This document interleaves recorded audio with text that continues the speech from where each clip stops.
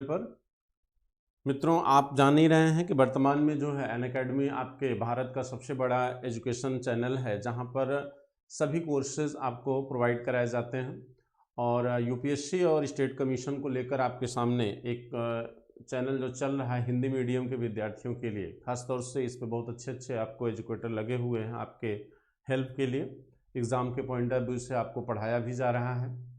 तो आज हम उसी को ध्यान में रखते हुए, यानी आपके एग्ज़ाम को ध्यान में रखते हुए, एक अगला टॉपिक लेके आए हैं आर्ट एंड कल्चर का।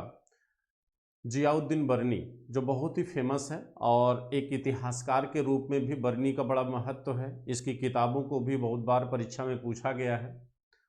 और बर्नी का व्यक्तित्व भी एक इंसान के रूप में बहुत अच्छा था। ठीक है, कहा जाता है बर्नी इतना बड़ा इतिहासकार, इतना बड़ा लेखक होने के बावजूद बर्नी एकमात्र सल्तनतकालीन लेखक है जो अपने जीवन के अंतिम क्षणों में बहुत प्रकार के दुखों को झेला। कहा जाता है कि दिल्ली सल्तनत के लोगों ने इसका सामाजिक बहिष्कार कर दिया था। बर्नी का ये एकमात्र इतिहासकार है मित्रों जिसका सामाजिक बहिष्कार हुआ था। कहा जाता है कि फिरोज तुगलक के समय, हालांकि ये 8 सुल्तानों का कार्यकाल देखा है, और कहा जाता है कि फिरोज शाह तुगलक के समय इसे भटनेर के किले में कैद कर दिया गया था।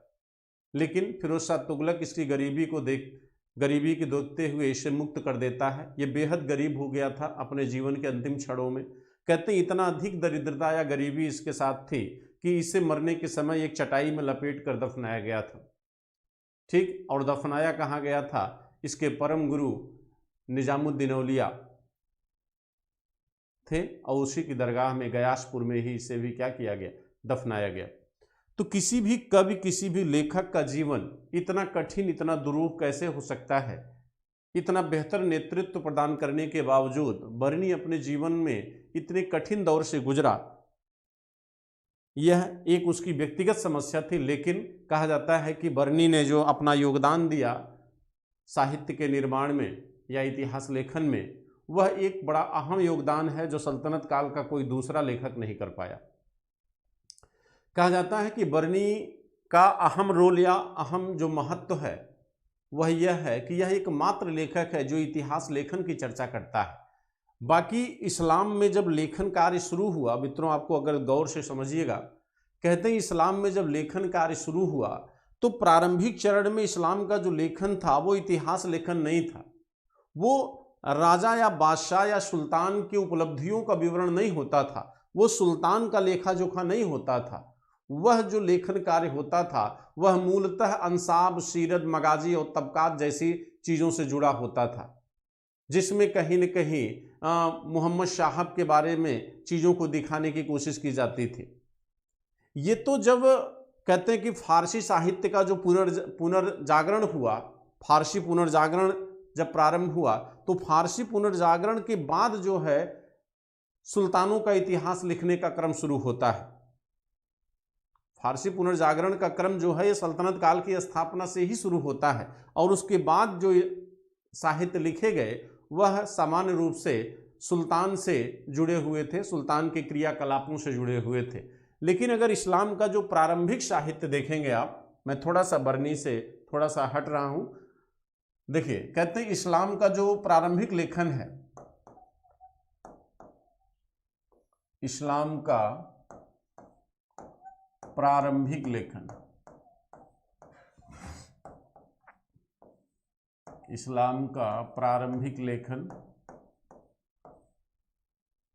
उसमें 4 चीजें आपको दिखाई देंगी मित्रों, जिनमें पहला आपका है अंसाब। अंसाब,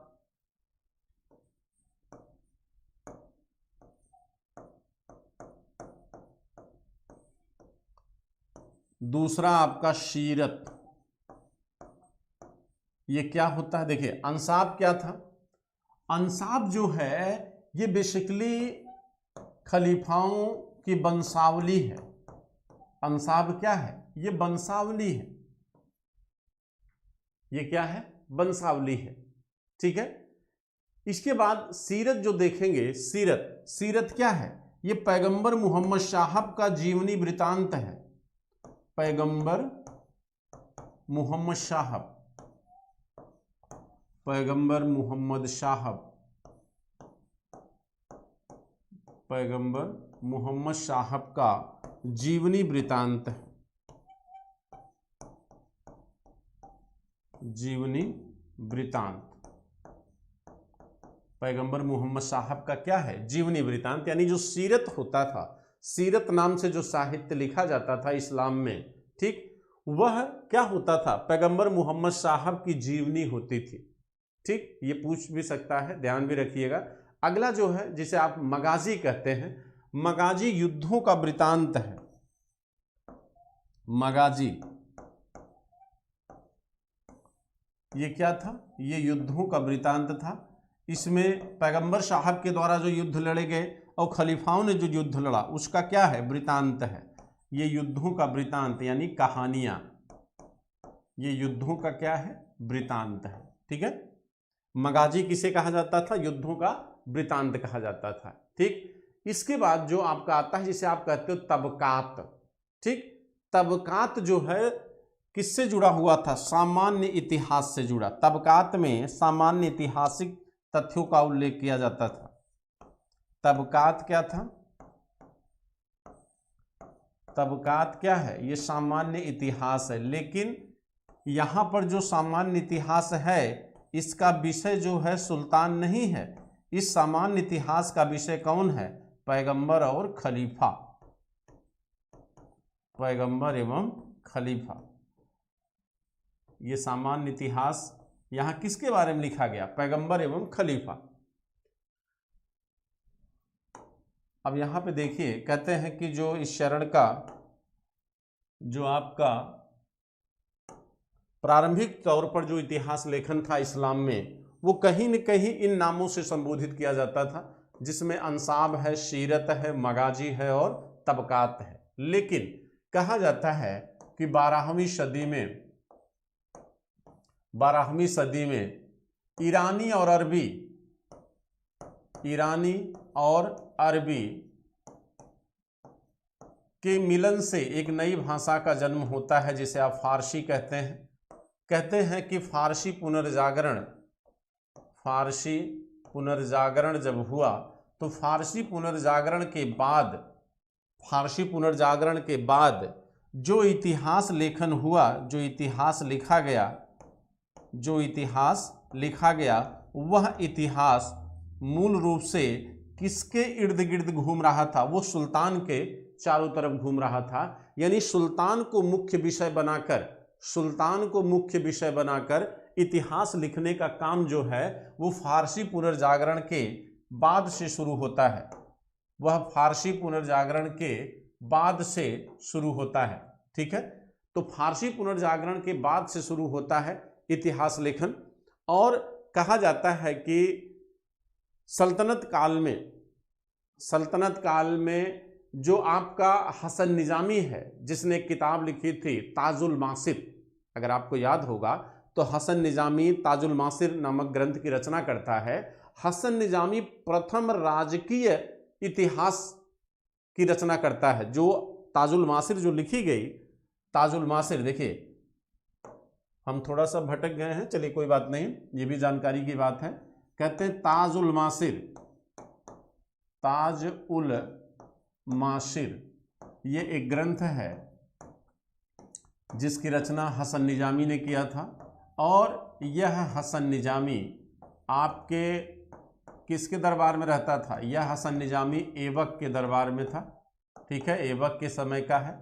और इस ग्रंथ को प्रथम राजकीय इतिहास कहा गया है। इसी ग्रंथ को क्या कहा गया है? प्रथम राजकीय इतिहास। राजकीय इतिहास माने जो राजा से जुड़ा हुआ हो, ठीक, जो किसी सुल्तान के संरक्षण में लिखा गया हो। तो यहाँ पर हसन निजामी ने ऐबक के समय इस ग्रंथ की रचना किया और इसे प्रथम राजकीय इतिहास कहा जाता है। और जिसकी भाषा क्या है? फारसी है। कहते हैं कि अब जो इतिहास लिखने शुरू हुए वह कहीं न कहीं सुल्तान के उपलब्धियों के इर्द गिर्द घूमता है। कहते हैं ये हसन निजामी कहाँ का था? ये निशापुर का था। ये कहाँ का था मित्रों? निशापुर का। और कहते हैं कि ये ताजुल मासिर एक ऐसा ग्रंथ है जो गद्य एवं पद्य दोनों में था, ये गद्य एवं पद्य दोनों में लिखा गया है, ये गद्य एवं पद्य दोनों में लिखा गया है। और कहते हैं अरबी और फारसी दोनों भाषाओं का उपयोग इसमें दिखाई देता है, अरबी एवं फारसी। लेकिन बाद के ग्रंथों में आप देखेंगे अरबी का उपयोग दिखाई नहीं देगा। तो यह इस ग्रंथ की खासियत है कि इसमें अरबी और फारसी दोनों भाषाओं का उपयोग हुआ है, और दूसरा गद्य एवं पद्य दोनों भाषाओं का उपयोग दिखाई देता है। इसीलिए इस साहित्य को अंशतः इतिहास एवं अंशतः उपन्यास भी कहा गया है। अच्छा, उपन्यास का तात्पर्य है कहानी से, जैसे कोई कहानी जब लिखा जाता है, कहते हैं कि चूंकि इतिहास लेखन का प्रारंभ मिनहाजुस सिराज के द्वारा, हसन निजामी के द्वारा किया गया, तो जब कहते हैं ना कि जब किसी चीज की जब शुरुआत होती है तो एकाएक जो है वह पूरी तरह बदलाव नहीं लाता। अभी तक जो लिखा जा रहा था वह कहानी उपन्यास टाइप की चीजें लिखी जा रही थी, जिसकी चर्चा हमने अभी किया, अंसाब, सीरत, मगाजी के रूप में। कहते हैं इतिहास लेखन की शुरुआत जो हुई तो पहला साहित्य इसे कहा गया, ताजुल मासिर को पहला साहित्य माना जाता है राजकीय इतिहास के रूप में। तो ऐसा नहीं था कि इतिहास लेखन की सारी विशेषताएं एकाएक इस ग्रंथ में पूरी तरह आ जाती। भाई कुछ न कुछ उपन्यास के लक्षण भी इसमें बने हुए थे, ऐसा नहीं था कि पूरी तरह इस ग्रंथ ने अपने आप को बदल लिया। इसी कहते हैं ना कि इसमें इतिहास के और उपन्यास के दोनों लक्षण दिखाई देते हैं ताजुल मासिर में। इसीलिए ताजुल मासिर इस ग्रंथ को अंशतः इतिहास एवं अंशतः उपन्यास कहा जाता है। अंशतः इतिहास एवं अंशतः उपन्यास, अंशतः उपन्यास कहा जाता है, उपन्यास कहा जाता है। ये ध्यान रखिएगा, अंशतः इतिहास एवं अंशतः उपन्यास ग्रंथ कौन सा था? तो अंशतः इतिहास एवं अंशतः उपन्यास ग्रंथ था कौन? ताजुल मासिर, जो किसकी रचना थी? हसन निजामी की। और हसन निजामी कहाँ का था? हसन निजामी था आपका जो है निशापुर का। चलिए, सबको हमारी तरफ से नमस्कार। आप लोग अन्य लोगों को भी जोड़ लीजिए, सभी लोग जुड़िए कम से कम। बाकी अपने मित्रों में आप लोग जो है इसको मैसेज करिए, लिंक भेजिए जो है।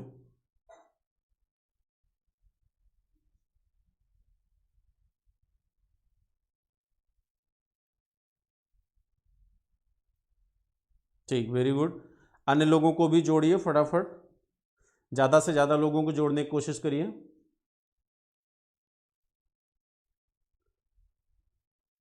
चलिए, अब हम चर्चा करते हैं बरनी की। देखिए, जियाउद्दीन बरनी,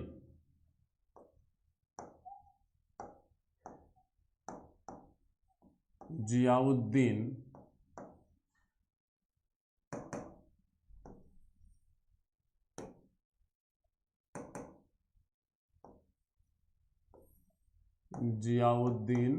बरनी, इसका जन्म हुआ था जियाउद्दीन बरनी का 1285 में, ठीक। और अमीर खुसरो का कब हुआ था? अमीर खुसरो का जन्म हुआ है 1253। तो कितने साल बड़ा हुआ ये? 2-3, यानी खुसरो से 32 साल क्या है? छोटा है। खुसरो से 32 साल क्या है? छोटा है। यानी आप कह सकते हैं कि खुसरो बरनी से कितने साल बड़े थे? 32 साल, ठीक है। ये प्रश्न पीसीएस में आया हुआ है कि खुसरो और बरनी के जीवन काल का अंतर कितना था? तो 32 साल था, ठीक है। अब देखिए, कहते हैं कि बरनी के गुरु का नाम क्या है? बरनी के गुरु थे निजामुद्दीन औलिया। इनके गुरु थे निजामुद्दीन औलिया। अब आप देखिए, कहते हैं निजामुद्दीन औलिया जो चिश्ती संप्रदाय से थे। किस संप्रदाय से थे? चिश्ती संप्रदाय से थे। इनकी खानकाह कहाँ थी? दिल्ली के गयासपुर में। कहते हैं इन्हीं का शिष्य अमीर खुसरो भी था और इन्हीं का शिष्य बरनी भी था। तो अमीर खुसरो और बरनी दोनों जो है क्या हुए, गुरु भाई हुए। अमीर खुसरो और बरनी क्या थे, दोनों क्या हुए, गुरु भाई हुए। गुरु भाई माने एक ही गुरु के दोनों क्या हैं, शिष्य हैं, तो इसको गुरु भाई कहा जाता है। कहते हैं कि खुसरो इनका गुरु भाई भी था और मित्र था, दोनों चीजें थी। अमीर खुसरो को बरनी जो हो गुरु भाव भी मानते हैं और मित्र भी मानते हैं। अमीर खुसरो और अमीर हसन दो लोगों को, अमीर खुसरो और अमीर हसन को बरनी अपना क्या बताते हैं, मित्र बताते हैं। ठीक है। और आप ये जानते हैं कि बरनी को गयासुद्दीन तुगलक के निजामुद्दीन औलिया की दरगाह में ही आपके गयासपुर में क्या किया गया, दफनाया गया है। ठीक है। और जैसा कि हमने शुरू में आपसे बात किया कि बरनी एक बहुत बड़ा महान इतिहासकार है। कहा जाता है कि बरनी पूरे विश्व का इतिहास लिखना चाहता था। बरनी पूरे विश्व का इतिहास लिखना चाहता था। इसकी ऐतिहासिक चेतना बड़ी स्पष्ट थी।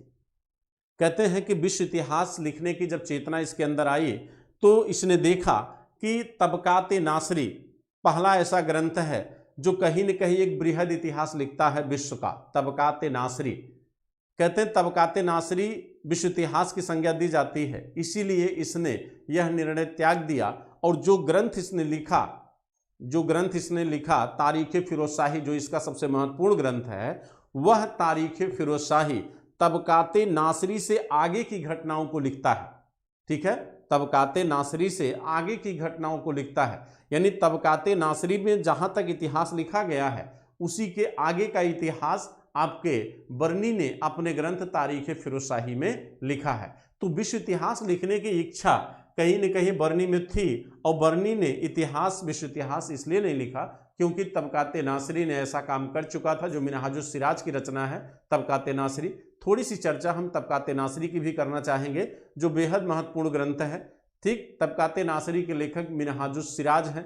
थोड़ा सा उसकी चर्चा कर लें, फिर हम बरनी की चर्चा पर आते हैं। तो इसको कंफ्यूज मत होइएगा, आप लोग जोड़ कर देखने की कोशिश करिएगा।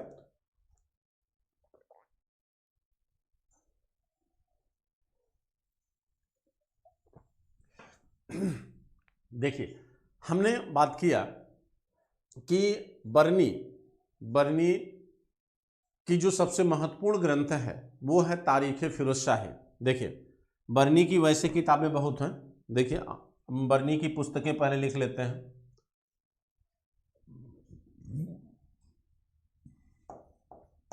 बरनी का शाही, देखिए बरनी की किताबें बहुत महत्वपूर्ण हैं और बरनी इतिहास लेखन पर भी बड़ा विस्तार से चर्चा किया है, क्योंकि भारत में इतिहास लेखन नहीं था।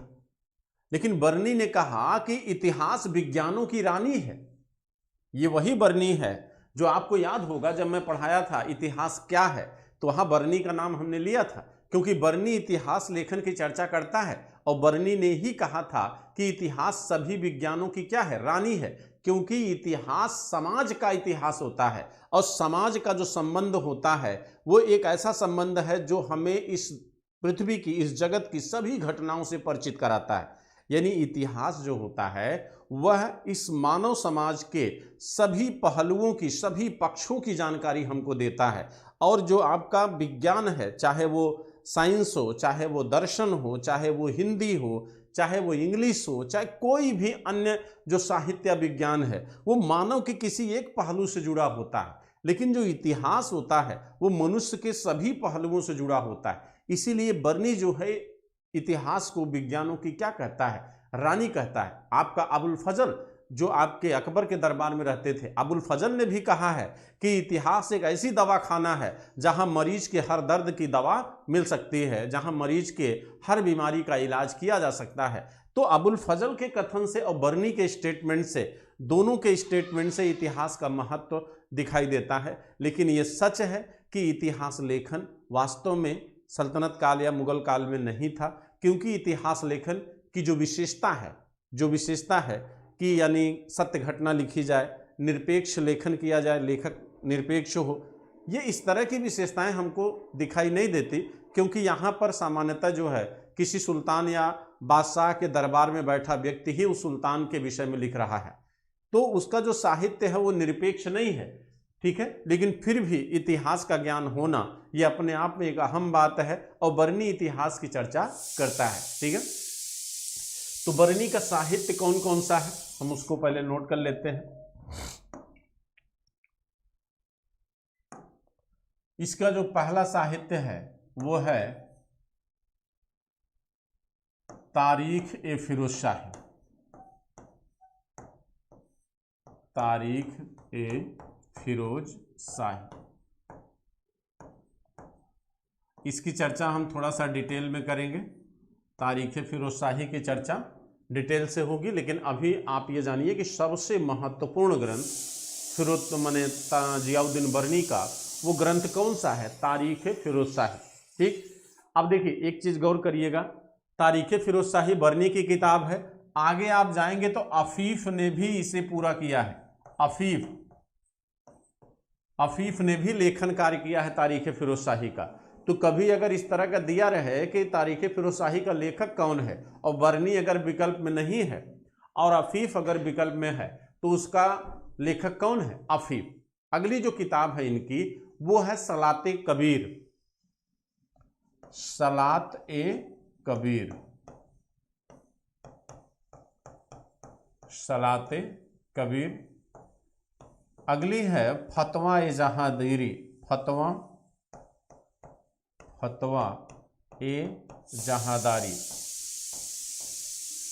ये आदेशात्मक पुस्तक है। फतवा माने क्या होता है, फतवा माने होता है मित्रों आदेश। ये मूलतः मोहम्मद गजनवी के समय से जुड़ी हुई किताब है, ये मोहम्मद गजनवी के समय से जुड़ी हुई किताब है, ठीक है। अन्य किताबों देखिए अभी ये जो महत्वपूर्ण किताबें हैं एक ये और एक ये, इन दोनों की चर्चा हम डिटेल से करेंगे, लेकिन इनकी अन्य किताबों को हम जरा नोट कर लेते हैं। अगली है इनकी सहीफ ए मुहम्मदी, ठीक है, सहीफ ए मुहम्मदी।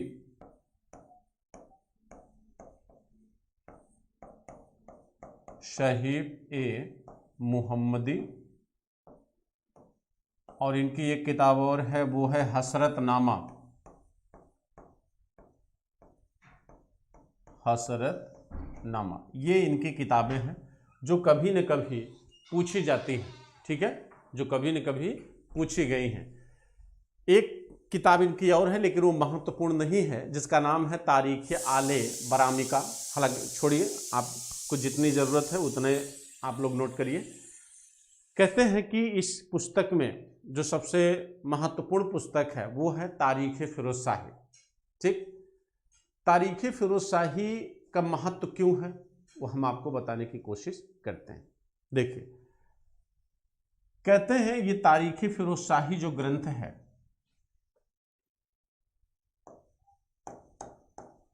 तारीख ए फिरोज शाही, इसको दो लोगों ने पूरा किया है, इसको दो लोगों ने पूरा किया। किसने किसने, बरनी और अफीफ ने, बरनी और अफीफ ने इसे पूरा किया है, ठीक। अब देखिए भाषा क्या है, फारसी, इसकी भाषा क्या है, फारसी। कहते हैं कि तारीख फिरोज शाही वहां से शुरू होती है जहां पर आपकी जो है तबकाते नासरी समाप्त होती है, जहां से यानी तबकात ए नासरी, तबकात ए नासरी जो किसकी रचना है, ये मिनहाजुद्दीन सिराज की रचना है। मिनहाजुद्दीन सिराज, मिनहाजुद्दीन सिराज की रचना है, जहां से ये समाप्त होती है। और पहली बार विश्व इतिहास लिखने का प्रयास इसी किताब में किया गया है। कहते हैं कि बरनी ने भी विश्व इतिहास लिखने की इच्छा व्यक्त की थी, लेकिन उसने देखा कि तबकाते नासरी में ऐसे पहले किया जा चुका है, इसलिए वह इस विचारधारा को क्या करता है, त्याग देता है। तो कहते हैं कि मिनहाजुद्दीन सिराज की रचना है, ये मूल रूप से आपके गोरी के विजय से जुड़ी हुई है। इस किताब में गोरी के विजय का उल्लेख है, गोरी के विजय का उल्लेख है। कहते हैं कि इस पुस्तक के द्वारा हमें और क्या जानकारी मिलती है। ये वही मिनहाजुद्दीन सिराज है। मित्रों, थोड़ा सा आप मिनहाजुद्दीन सिराज की थोड़ा चर्चा कर लेते हैं, फिर हम बरनी के आगे आते हैं। कहते हैं ये वही मिनहाजुद्दीन सिराज है जो 3 बार दिल्ली के काजी बनाए गए। 3 बार दिल्ली में काजी के पद पर नियुक्त किए गए। काजी माने होता है न्यायाधीश, काजी माने न्यायाधीश, ठीक। लेकिन नासिरुद्दीन महमूद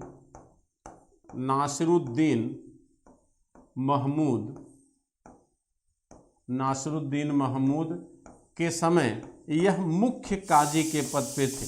मुख्य काजी माने मुख्य न्यायाधीश के पद पर नियुक्त किए गए। ये मुख्य काजी का पद किसके समय पाया? नासिरुद्दीन महमूद के समय पाया।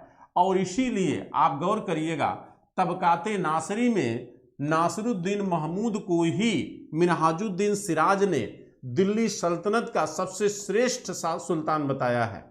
दिल्ली सल्तनत का सबसे श्रेष्ठ सुल्तान बताया है। अब आप सोचिए कि क्या वास्तव में सबसे श्रेष्ठ सुल्तान नासिरुद्दीन महमूद था? नहीं।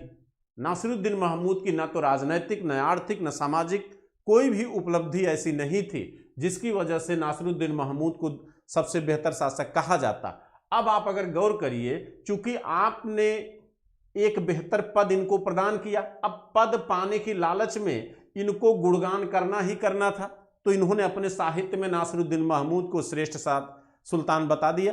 तो ये इतिहास लेखन नहीं है, ये कहीं न कहीं आप सुल्तान के प्रभाव में सुल्तान का गुणगान कर रहे। तो जबकि इतिहास लेखन ये कहता है कि लेखक निरपेक्ष होना चाहिए, किसी के दबाव में नहीं होना चाहिए, क्योंकि जब आप निरपेक्ष होंगे तभी सत्य घटना को आप एज इट इज क्या करेंगे, लिखेंगे। तो ये नासिरुद्दीन महमूद को सबसे श्रेष्ठ शासक बताता है। दूसरी चीज ये कहते हैं, ये तबकाते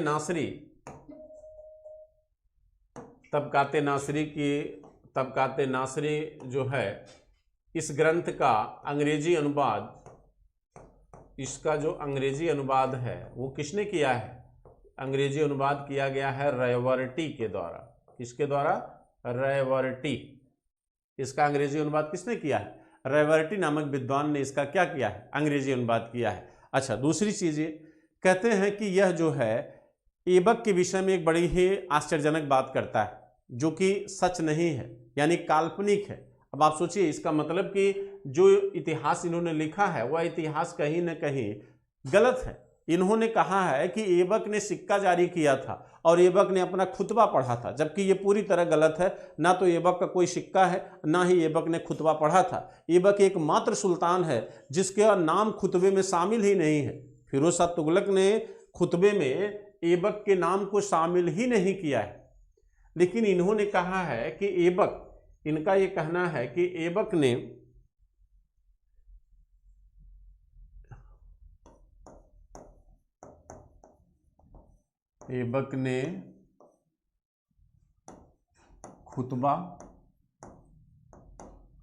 खुतबे में सभी शासकों का नाम शामिल होता था। खुतबा पढ़ा एवं सिक्का जारी किया, और वो सिक्का कौन सा सिक्का था? दिनार सिक्का। सिक्का कौन सा था? दिनार सिक्का जारी किया। लेकिन ऐसा कोई भी हमको प्रमाण नहीं मिला है। ये सारी बातें मिनहाजुद्दीन सिराज ने किया है आपके ग्रंथ, ठीक है। अब आप देखिए, कहते हैं कि एक जानकारी के लिए आपको बता दें, ये वही मिनहाजुद्दीन सिराज हैं जिसको इल्तुतमिश ने अपने नसारिया कॉलेज का प्राचार्य बनाया था, ठीक।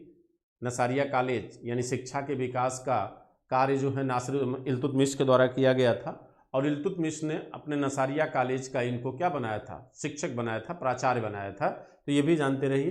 तो ये इतनी बातें हमने आपके नासरी के बारे में किया, तबकाते नासरी के बारे में। अब हम फिर लौटते हैं बरनी के ऊपर। तो बरनी की जो किताब है तारीख फिरोजशाही, उसकी चर्चा हम कर रहे थे। बरनी की किताब तारीख फिरोजशाही की चर्चा हम कर रहे थे। आप लोग कंफ्यूज मत होइएगा, तारीख फिरोजशाही।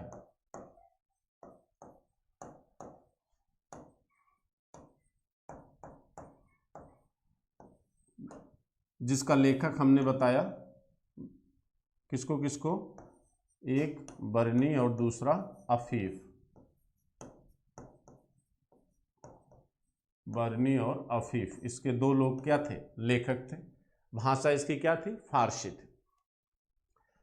और हमने ये भी कहा कि ये किताब वहां से शुरू होती है जहां से तबकाते नासरी समाप्त होती है। तबकाते नासरी जहां पर समाप्त होती है वहीं से इस किताब का क्या होता है, प्रारंभ होता है। और इस किताब में बलबन से लेकर यफष्टी माने फिरोज शाह तुगलक, यफष्टी माने फिरोज शाह तुगलक। तो बलबन से लेके यफष्टी के बीच कुल कितने सुल्तान हुए हैं, 9। यानी 9 सुल्तानों का उल्लेख इस साहित्य में यानी तारीख फिरोज शाही में बर्नी ने किया है। ठीक है, अच्छा अब हम देखेंगे कि भाई इन 9 सुल्तानों का उल्लेख बर्नी ने अपनी इस पुस्तक में किया है, तो बर्नी ने अपनी इस पुस्तक में क्या महत्वपूर्ण बातें बताने की कोशिश किया है। तो कहा जाता है इस साहित्य में जो सबसे महत्वपूर्ण बात है ये वही साहित्य है जिसमें बर्नी ने, देखिए कहते हैं इसी साहित्य में बर्नी ने बलबन के राजत्व सिद्धांत की चर्चा करता है। ये मेंस में बहुत बार पूछा जाता है, बलबन का राजत्व सिद्धांत। अब आप कहेंगे बलबन का राजत्व सिद्धांत, तो राजत्व सिद्धांत ये मेंस में आप पढ़िएगा, बलबन का राजत्व सिद्धांत आपको पढ़ाएंगे अलग से, ठीक है, मेंस में। तो बलबन के राजत्व सिद्धांत जिसमें अपने आप को अफरशियाब का वंशज घोषित करता है, राजमहल का वैभव पूरी तरह से एकदम निर्मित करता है, एक भव्य माहौल बनाता है राज दरबार में, ठीक है, खून की पवित्रता पर जोर देता है।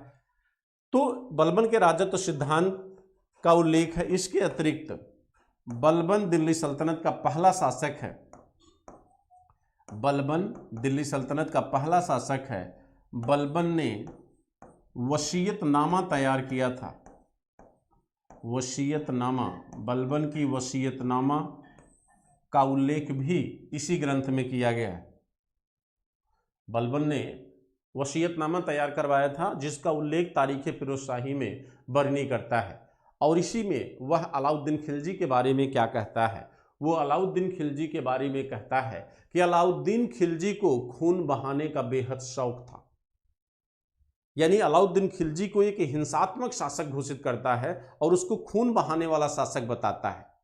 लेकिन आगे चलकर आपके एमबीटी के विषय में क्या कहता है, मोहम्मद बिन तुगलक को एक रहमदिल शासक कहता है, एक दरिया दिली वाला शासक बताता है, रहमदिल। लेकिन उसके साथ साथ एमबीटी के बारे में यह भी कहता है कि उसके राजदरबार में हमेशा खून बहा करता था और सबसे अधिक फांसी एमबीटी के राजदरबार में ही लोगों को दिया गया। यह विरोधाभासी बातें इसने अपने इस ग्रंथ तारीख फिरोज शाही में मोहम्मद बिन तुगलक के समय में किया है। यानी 2 बातें इसने कहा, एक पहली तो ये कहा अलाउद्दीन खिलजी को खून बहाने वाला शासक बताता है और ये सच है पूरी तरह।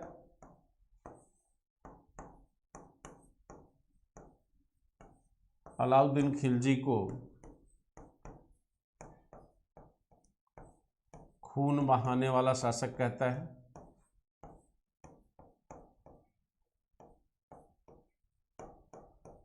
और आप जानते हैं भाई अलाउद्दीन खिलजी के समय सबसे अधिक विजय किए गए थे, सबसे अधिक हिंसा का प्रयोग हुआ था। इसने जो बाजार व्यवस्था लागू किया वह भी कठोरतम नियमों पर आधारित थी। यानी अगर आपने भ्रष्टाचार किया, 1 केजी अनाज अगर आपने गलत तरीके से बेचा या बचाया तो 1 केजी मांस आपके शरीर से निकाल लिया जाता था। यानी टीट फॉर टैट का सिद्धांत अलाउद्दीन खिलजी ने ही लागू किया था। जबकि एमबीटी यानी मोहम्मद बिन तुगलक को यह रहमदिल कहता है। रहमदिल माने होता है जो उदार हो, सीधा हो, ठीक है। लेकिन उसके साथ साथ इसने अन्य जो बात कही है वह कहीं न कहीं विरोधाभासी प्रतीत होती है। आगे ये कहता है कि मोहम्मद बिन तुगलक के राजदरबार में हमेशा खून बहा करते थे, ठीक है। सबसे अधिक लोगों को फांसी मोहम्मद बिन तुगलक के समय ही लोगों को दी गई। और आप ये जान लीजिए, कहते हैं यही एमबीटी, ये देखिए कहते हैं कि एमबीटी एमबीटी का मतलब होता है मोहम्मद बिन तुगलक। एमबीटी माने मोहम्मद बिन तुगलक। एमबीटी ने बर्नी को नदीम का पद दिया था। कौन सा पद? नदीम का पद। ये पद है, ये एक पोस्ट है, ठीक है। इसे आप क्या कहेंगे? एक पोस्ट है ये, जो किसको दिया गया था? बर्नी को दिया गया था। किसके द्वारा? एमबीटी के द्वारा। अच्छा, ये है क्या? ये पद होता था कि ये ऐसा पद था जो सुल्तान को खाली समय में मनोरंजन कराता था। खाली समय में मनोरंजन, खाली समय में मनोरंजन कराने का काम नदीम के द्वारा किया जाता था, ठीक। यानी कहीं न कहीं बर्नी के सीरियसनेस को समझने का प्रयास एमबीटी ने नहीं किया है, ठीक है। लेकिन बर्नी एक बात एमबीटी के विषय में कहता है, ये कहता है कि एमबीटी जो है मेधावी, यानी मेधावीपन यानी योग्यता को महत्व देता था, ठीक है। ये कहता है कि एमबीटी जो है योग्य व्यक्तियों को महत्व प्रदान करता था, ठीक। लेकिन आप ये जानते हैं कि यह योग्यता बेसिकली इस्लामियत में केवल महत्वपूर्ण थी, यानी मुसलमानों के लिए यहाँ पर इन्होंने योग्यता को महत्व दिया है। ऐसा इन्होंने नहीं किया कि हिंदुओं और मुसलमानों दोनों के लिए योग्यता को मानक बनाया हो। अगर इन्होंने ऐसा किया होता तो बहुत सारे हिंदू जो है योग्यता के आधार पर सल्तनत काल के प्रशासन में क्या होते? शामिल हो गए होते, ठीक है। अच्छा, दूसरी चीज, अब हम आते हैं दूसरे ग्रंथ पर। इतनी बातें तारीख फिरोज शाही के संदर्भ में है। अगला जो इसका महत्वपूर्ण ग्रंथ है वो है आपका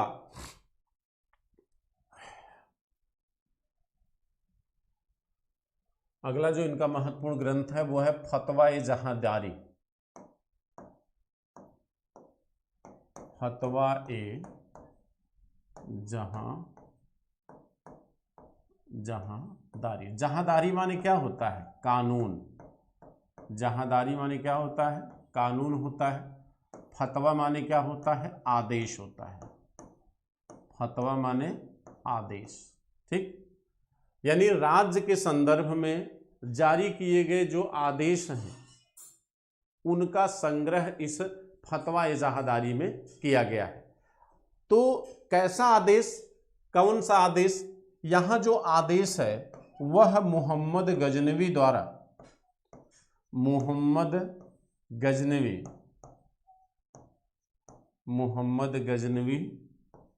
द्वारा अपने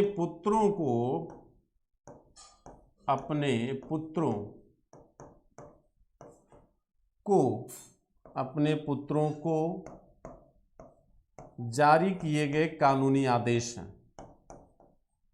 जारी किए गए कानूनी आदेश हैं। जारी किए गए कानूनी आदेश हैं। यानी इसमें बर्नी ने क्या किया है कि मोहम्मद गजनवी ने अपने पुत्रों को जो कानूनी आदेश जारी किए हैं उसी को क्या किया है? संग्रहित किया है। अब देखिए, इस किताब का जो सबसे महत्वपूर्ण अंग है वो यह है, कहते हैं इसी किताब में यफस्टी को, ये देखिए यफएसटी यानी फिरोज शाह तुगलक को दिल्ली सल्तनत का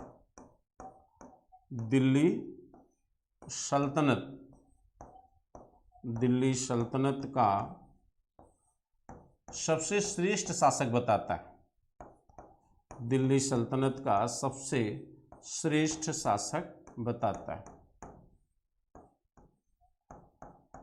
दिल्ली सल्तनत का सबसे श्रेष्ठ शासक बताता है। गौर करिएगा, दो बातें मैं आपके सामने रख रहा हूं, ठीक है। और दूसरी बात,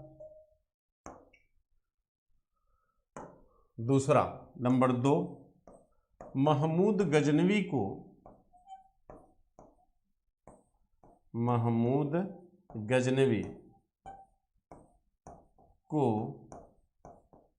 संपूर्ण इस्लाम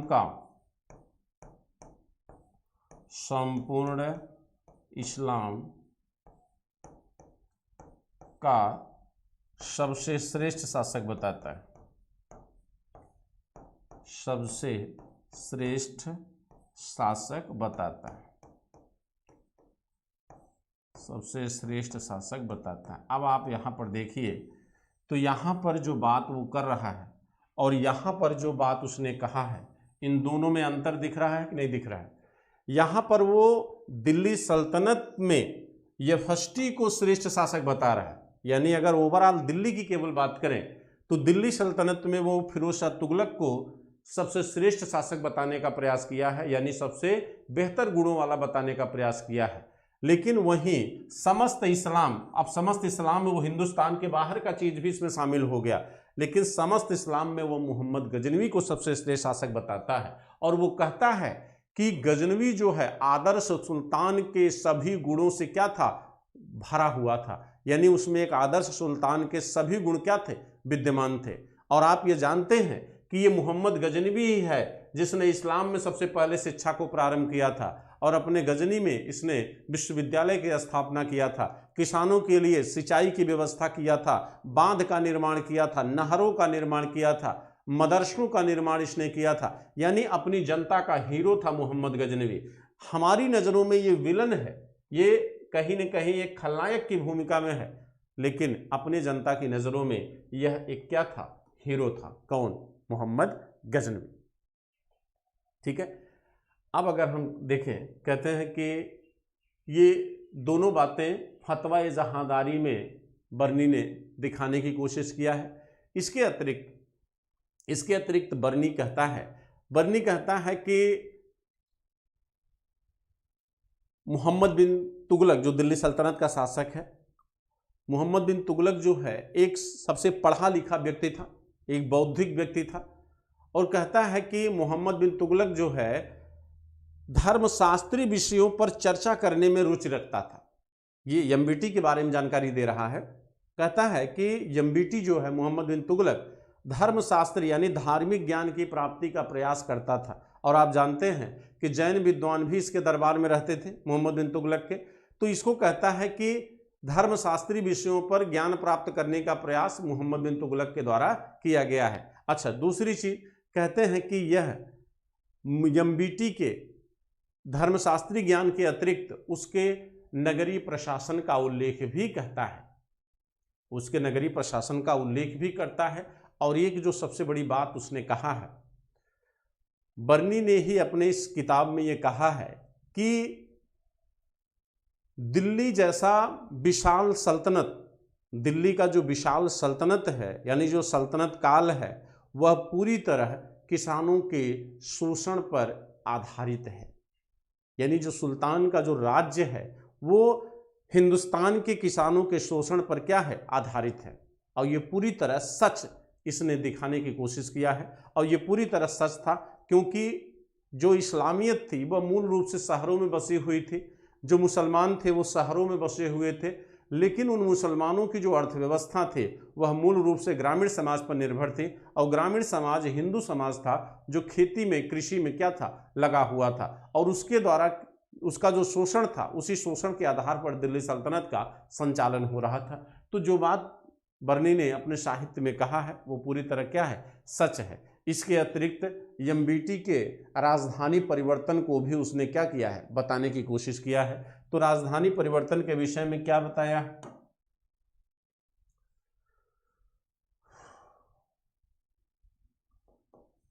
बर्नी एमबीटी के राजधानी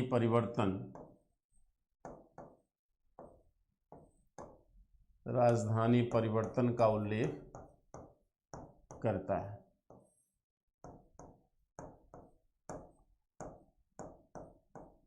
ठीक, ये राजधानी कहाँ से कहाँ गई थी, दिल्ली से दौलताबाद।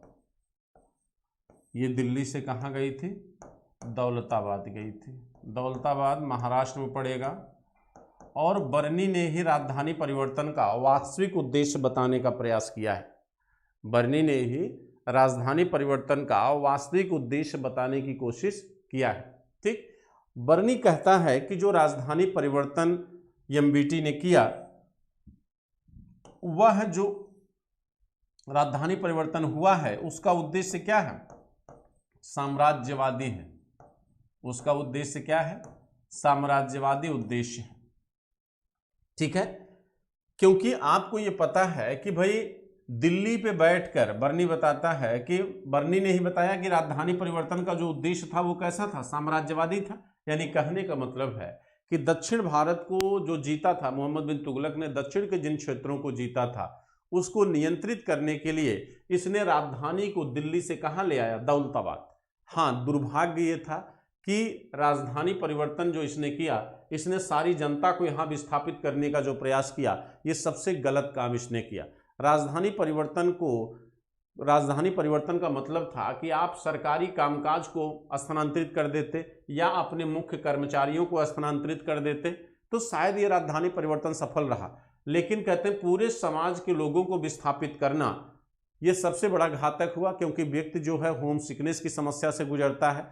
चाहे गरीब हो चाहे अमीर हो, हर व्यक्ति को अपना घर बड़ा प्यारा होता है। कोई भी व्यक्ति अपने घर को छोड़कर नहीं जा सकता है। तो कहते हैं जिसकी वजह से उसे यह परिवर्तन क्या करना पड़ा, कैंसिल करना पड़ा, राजधानी परिवर्तन रद्द करना पड़ा। लेकिन हाँ, एक योगदान ये रहा कि राजधानी परिवर्तन का जो सबसे बड़ा फायदा रहा वो ये रहा कि दक्षिण भारत में भी उत्तर की संस्कृति का क्या हो गया, प्रसार हो गया।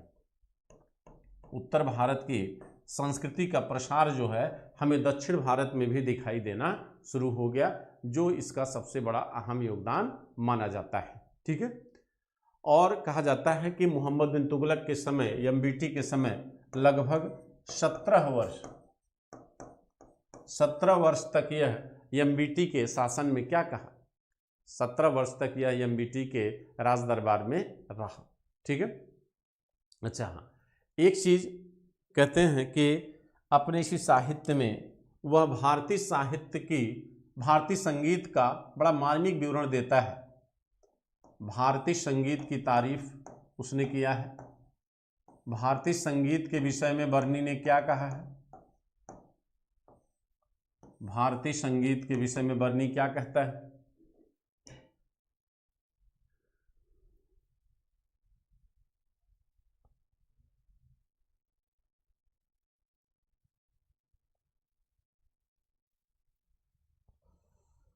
संदीप केशरवानी जी,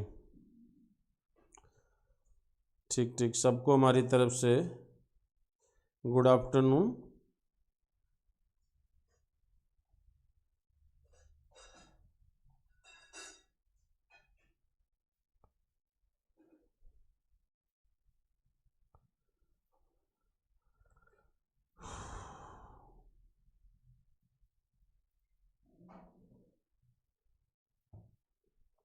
चलिए देखिए, तो संगीत के विषय में क्या स्टेटमेंट देता है बर्नी?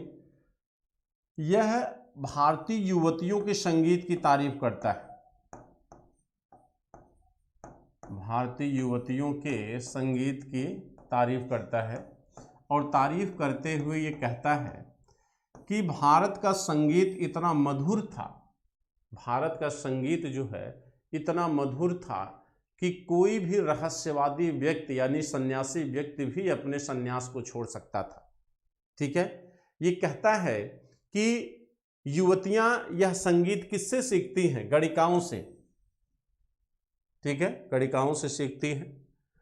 अच्छा हाँ, नहीं सॉरी, कल ये बात चर्चा हो चुकी थी। केवल ये संगीत की चर्चा कहता है और चर्चा करते हुए कहता है कि अगर रहस्यवादी व्यक्ति भी इनके संगीत को सुनता था तो रहस्यवादी व्यक्ति भी अपने इस स्वरूप को क्या करता था, त्याग देता था। यानी कहीं न कहीं इस संगीत के प्रति वह व्यक्ति भी क्या होता था, आसक्त हो जाता है, क्योंकि रहस्यवादी और सन्यासी व्यक्ति जो है वो हर चीज से क्या होता है, मुक्त होता है। लेकिन ये जो संगीत है वो इतना मधुर था कि वह ऐसे व्यक्तियों को, रहस्यवादियों और सन्यासियों को भी क्या करता है, आसक्त कर देता है। ठीक, तो इस तरह इन्होंने भी, जैसे रेहला में किया गया है वैसे यहाँ भी इन्होंने भारतीय संगीत की तारीफ किया है। ठीक, और कहा जाता है कि बर्नी भी, हमने अभी शुरू में चर्चा किया था कि बर्नी का जो जीवन का अंतिम काल है वो काफ़ी दयनीय रहा, काफ़ी गरीबी में बीता। ठीक, और कहा जाता है कि फिरोज शाह तुगलक ने इसको कैद भी किया था भटनेर में, काफ़ी लंबे समय तक कैद में रहा, लेकिन फिरोज शाह तुगलक ने इसे कैद से मुक्त किया। कहा जाता है कि इतना गरीब था कि इसे दरी में दफनाया गया था और इसे निजामुद्दीन औलिया जो इसके गुरु हैं दिल्ली में गयासपुर में, वहीं पर इनको भी क्या किया गया है, दफनाया गया है। और जो इसका जो ग्रंथ है पहला, जिसे फतवा जहांदीरी, जो गजनवी से शुरू होती है, फतवा जहांदारी को इसने बेसिकली जब भटनेर में फिरोज शाह तुगलक ने इसे कैद किया था, तो उसी भटनेर के किले में ही कैद के समय इसने इस ग्रंथ को लिखा था। उसी कैद में, जब भटनेर में ये कैद में था, उसी समय जो है इस ग्रंथ की रचना इसने की थी। तो अभी तक हमने आपको लगभग जितने इम्पोर्टेंट लिटरेचर थे, जो महत्वपूर्ण साहित्य थे सल्तनत काल के, उसकी चर्चा मैं आपके सामने किया हूँ। हाँ, अभी भी कुछ ऐसी किताबें सल्तनत काल की हैं जो पूछी जा सकती हैं एग्जाम में, लेकिन उनको डिटेल में बताने की ज़रूरत नहीं है। उनको केवल लेखक, किताब और उसका मुख्य सब्जेक्ट यानी मुख्य विषय क्या है उसकी चर्चा करने की ज़रूरत है, तो वो प्रैक्टिस सेशन में होगा। ठीक है, अब हम आपको अगली क्लास में आपके मुगलिया सल्तनत के साहित्य के विषय में चर्चा करेंगे, और वहाँ पर एक बड़ा ही महत्वपूर्ण साहित्य है, वो है आईन अकबरी। उसका बड़ा डिटेल से चर्चा किया जाएगा, क्योंकि बहुत महत्वपूर्ण साहित्य है वो। और इतिहास लेखन, इतिहास विभाग की स्थापना अकबर के समय हुई, तो वहाँ साहित्य का स्वरूप जो है वो कहीं न कहीं सल्तनत काल से थोड़ा भिन्न दिखाई देगा। तो अगली जो क्लास होगी हमारी, वो उसकी चर्चा हम करेंगे मुगलकालीन साहित्य की। ठीक है, शाम की क्लास आपको 8 बजे प्राचीन इतिहास की क्लास होगी। ठीक है मित्रों, थैंक यू। आपको अगर कुछ पूछना है पूछ सकते हैं। ठीक है, आज की क्लास समाप्त हो रही है यहाँ पे। कोई क्वेश्चन करना हो तो आप कर सकते हैं।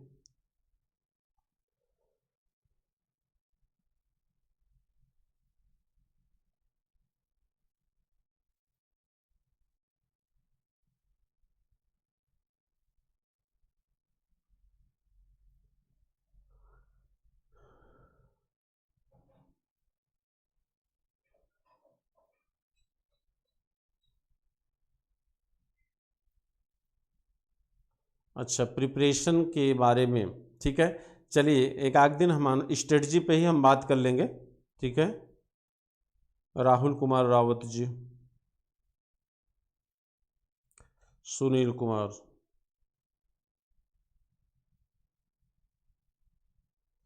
अच्छा, आईपीएस बनने के लिए सबसे ज़्यादा कौन सा सब्जेक्ट रीडिंग किया जाए? अच्छा, आपको भी गाइडेंस की ज़रूरत है। ठीक है, चलिए हम चर्चा करेंगे।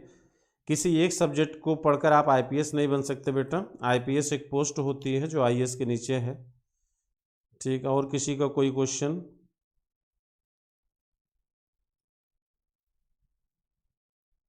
ठीक, किसी का कोई जेन्युइन क्वेश्चन नहीं है। चलिए, आप लोग और लोगों को जोड़िए क्लास से, ताकि क्लास में जब ज़्यादा लोग होते हैं तो क्लास में थोड़ा सा एनर्जी लगती है, थोड़ा पढ़ाने का भी मन करता है। ठीक है, चलिए शाम को फिर मिलते हैं। Okay, thank you, good night, good afternoon.